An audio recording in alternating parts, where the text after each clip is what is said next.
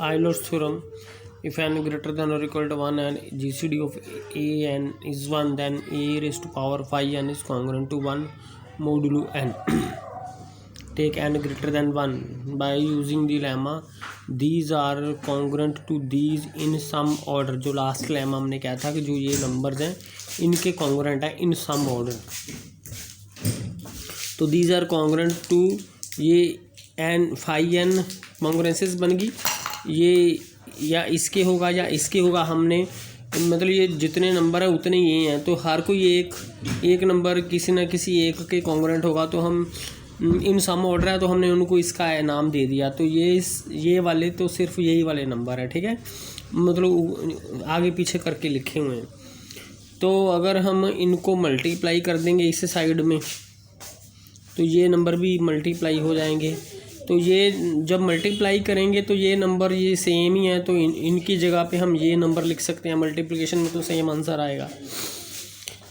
तो उसके बाद ये टोटल कितने नंबर है फाई एन. तो ए की जो पावर है वो फाई एन बन जाएगी. बाकी बचेंगे A1 A2 ये इस तरह बचेंगे. अब क्योंकि सभी की एन के जा साथ GCD 1 है तो इनकी जितने भी ये नंबर हैं इनकी मल्टीप्लिकेशन की भी एन के साथ GCD 1 होगी. तो ये कॉमन आ जाएगा. ठीक है, क्योंकि एन के साथ इनके GCD 1 है, ये कॉमन आ जाएगा. तो ये हमारे पास बचेगा. ये हमारी थ्योरम का जो है प्रूफ है. उसके बाद है फॉर्मेट थ्योरम आ जाएगी इसी में से ही कि जो P A को डिवाइड नहीं करता तो AP की GCD 1 है. तो हमें पता है कि जो 5P होता है वो P-1 होता है. ठीक है, उसके बाद हमारे पास find the last 2 digits in the decimal representation of this. इसकी डेसिमल रिप्रेजेंट में हमने लास्ट 2 डिजिट निकालनी है. तो लास्ट 2 डिजिट अगर एक डिजिट निकालनी है तो 10 के साथ डिवाइड करेंगे. अगर लास्ट 2 डिजिट निकालनी है तो 100 के साथ डिवाइड करेंगे.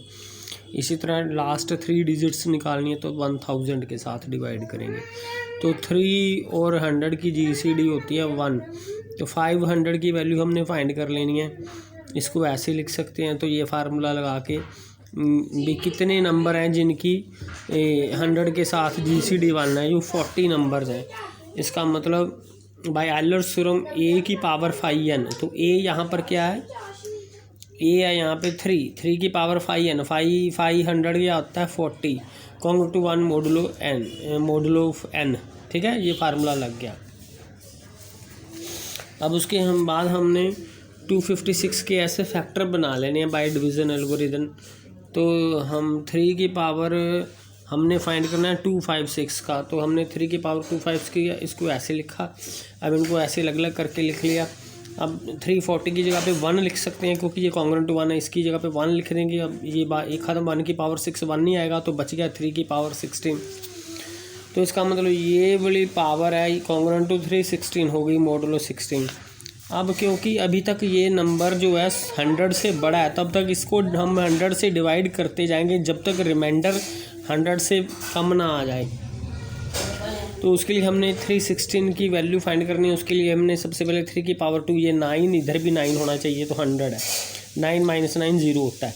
जब इससे छोटे नंबर होते हैं जो तो कॉन्ग्रुएंट अगर ये इस नंबर से ये नंबर छोटे हैं तो ये कॉन्ग्रुएंट तभी होंगे यदि बराबर होंगे. उसके बाद इसकी पे पावर 2 कर देनी है, इसकी पावर भी 2 कर देनी है, ये बन जाएगा. तो अब ये कॉन्ग्रुएंट टू 100 होगा. इसके बाद फिर इसकी भी पावर 2 कर देनी है, इसकी भी पावर 2 कर देनी है, ये बन जाएगा.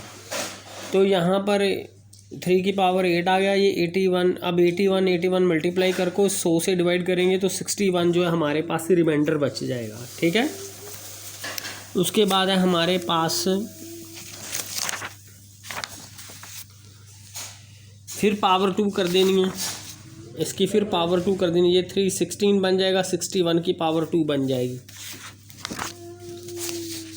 तो अगेन इसको इसके साथ मल्टीप्लाई करेंगे और 100 से डिवाइड करेंगे, रिमाइंडर जी बच जाएगा. इसका मतलब ये वाला फिर हमारे ये 21 के कॉन्ग्रुएंट है तो ये इसके कॉन्ग्रुएंट है, ये इसके कॉन्ग्रुएंट है. तो अल्टीमेटली ये इसके कॉन्ग्रुएंट आ जाएगा. तो ये देखो ये 100 से छोटा आ गया.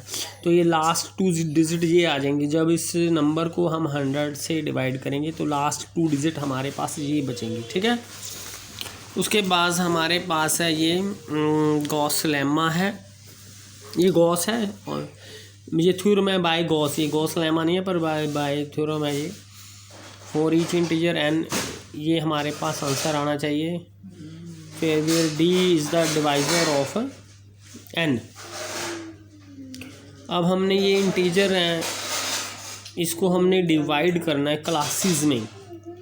इस तरह से डिवाइड करना है कि वो नंबर लेने हैं जिनकी n के साथ GCD d है, ठीक है। इनमें से d is a positive divisor of n, जो d डिवाइज़र है n का। We put the integer in the class, इस तरह से इस क्लास में पुट करना है कि mn की GCD d आए।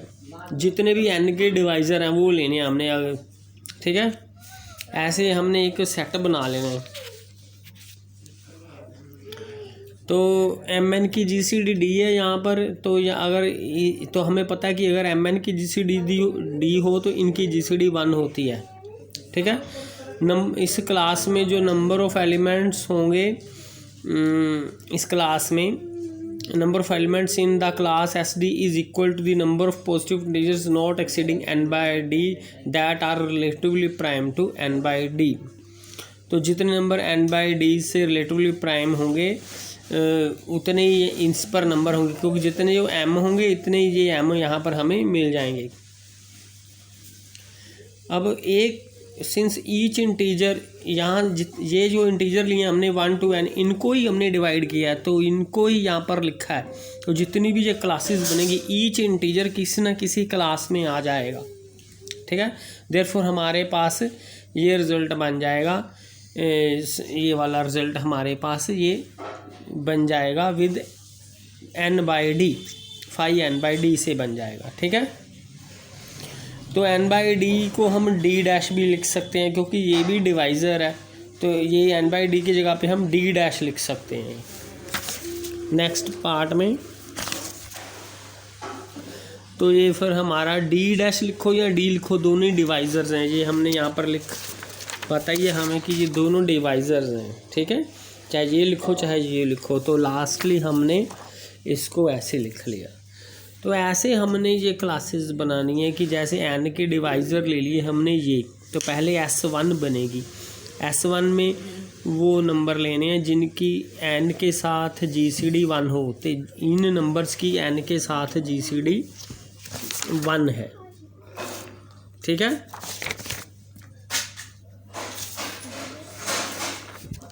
ये देखो यहाँ पर 1 आ गया ना, S1, तो GCD 1 होनी चाहिए। n के साथ 10 के साथ किनकी GCD 1 है, 10 के साथ इनकी GCD 1 है, ठीक है।